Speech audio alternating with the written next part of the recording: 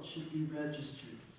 This was the first registration and was taken when Quirinius was governor of Syria. All went to their own towns to be registered.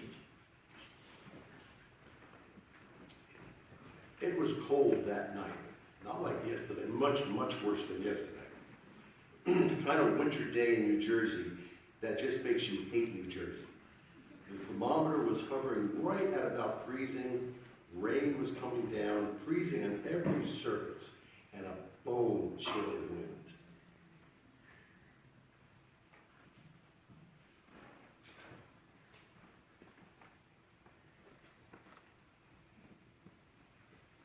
Joseph also went from the town of Nazareth in Galilee to Judea, to the city of David, called Bethlehem, because he was descended from the house and family of David.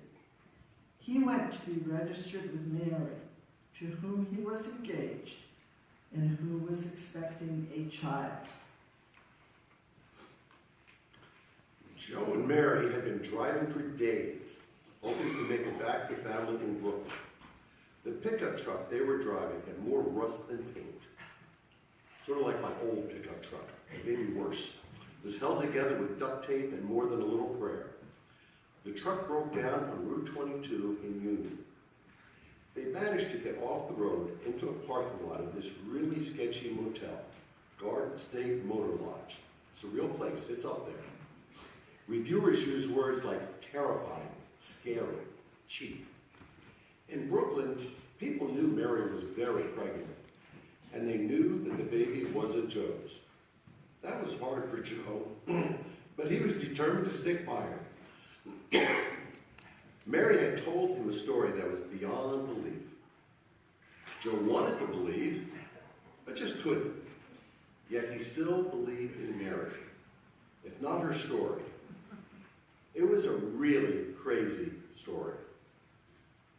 Mary told him that she had been visited by an angel.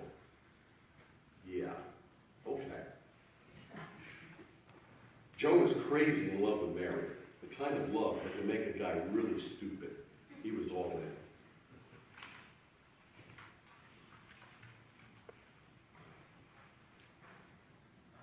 While they were there, the time came for her to deliver her child. And she gave birth to her firstborn son, and wrapped him in bands of cloth, and laid him in a manger, because there was no place for them in the inn.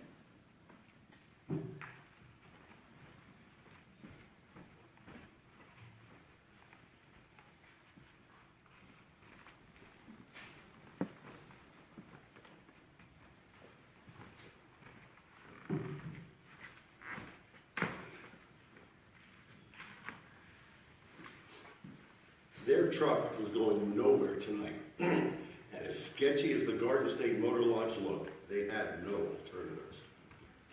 There was a sign that said office. The door was locked. They could see a light inside in the back, so they knocked on the door. And knocked on the door. And then banged on the door. Finally, a surly-looking guy, unshaven, but at least he had the talent of holding a bottle of beer and a cigarette in one hand and to be able to alternate between them. Step away from the door! Step away from the door! You don't gotta go home. You just can't stay here. No vacancy. Joe pleaded his case through the locked door. Jerry, the innkeeper, or desk clerk, neither one of those terms really just didn't quite fit the image. Seeing Mary's obvious pregnancy, her threadbare winter coat couldn't even button, took pity on them. He repeated that he had no rooms, but he would let them stay the night in the laundry room if they promised not to make a mess. After all, it is Christmas Eve.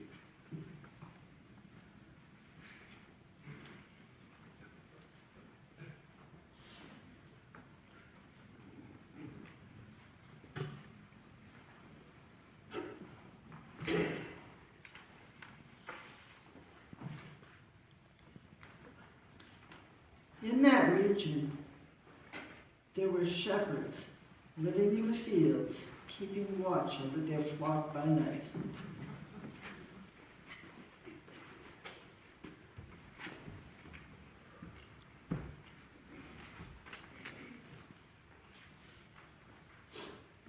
There were other guests in the motel that cold and dreary winter night. Somehow, the word had spread among a few of the frequent guests. Soon there was a knock on the laundry room door. Joe opened it a crack and was greeted by a very underdressed woman. You know, short skirt, fishnet stockings, ample hands. She told them that her name was Angel, and she offered them a blanket. When she saw Mary's bulging belly, she said, "Wait, right here, like they were going anyplace." Soon she returned with her friend Ruby. Ruby worked as the motel's housekeeper in exchange for a room. She brought a box of diapers that her now 3-year-old daughter no longer needed. Soon a trucker, Frank, also stranded by the weather, showed up. Frank felt bad because he had rented the last room available to shelter him and his dog Ace. So he gave Joe and Mary a few dollars. He figured he could always sleep in his truck a night or two on his way back to the West Coast.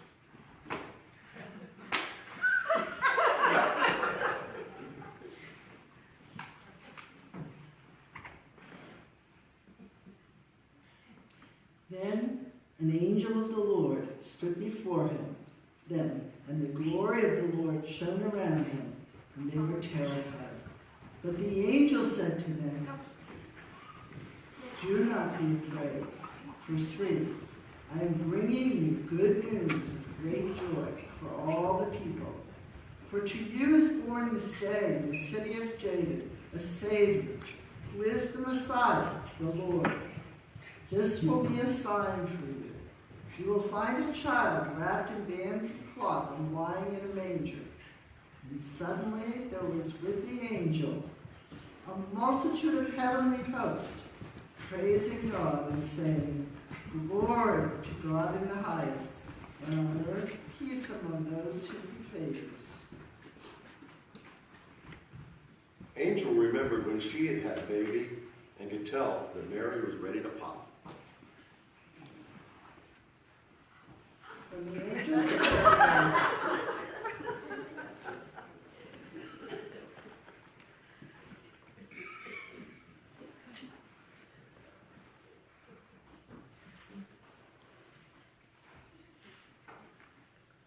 When the angels had left them and gone into heaven, the shepherds said to one another, "Let us go down to Bethlehem and see this thing that has taken place, which the Lord has made known to us."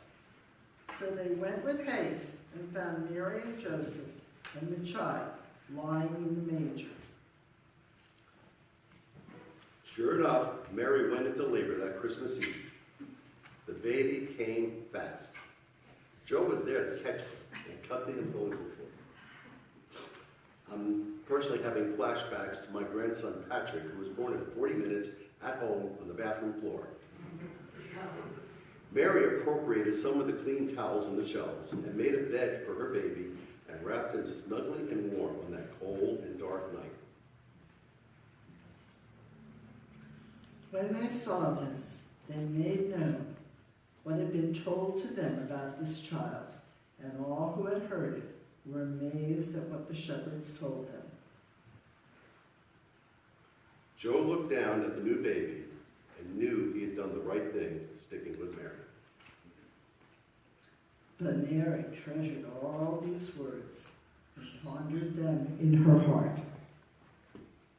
Mary said nothing, but her smile said all that needed to be said.